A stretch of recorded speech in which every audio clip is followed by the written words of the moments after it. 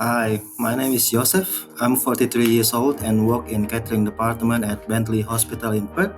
I came to Australia in 2007 as student and I start having interest to build wealth through property in 2018 after I bought my second home. So I bought my first home back in 2012 and in 2017 when I got better finance position I upgrade my home, which is sell my first one and buy the second one. Why I understand is actually a big mistake.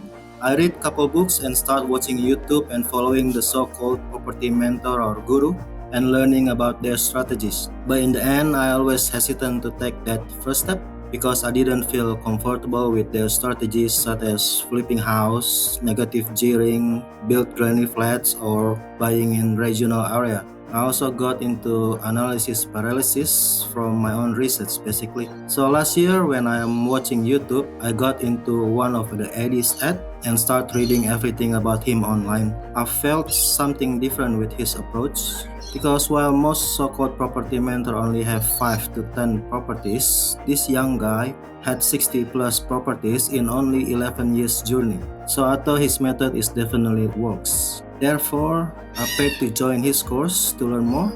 And not only that, I know by reading a lot of property books that if I want to be successful in building wealth through property, I need to mitigate the risks and build a good team to support me in my property journey. So instead of building my own team and buying properties on my own with my limited experience and through sweat and tears, by joining his course, I can tap into his experience, learn from his mistake, and got access into his team, which we know they already helped him build his wealth.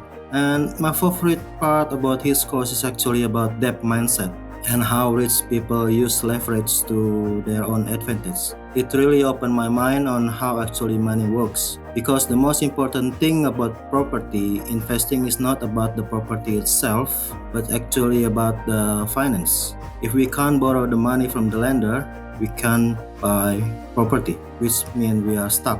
And Eddie's course actually give me a better understanding on that area. By understanding this, now I have confidence to put my foot forward and taking those necessary steps to achieve my long-term property goal, which is to retire by 55 and have 150k per year passive income from property.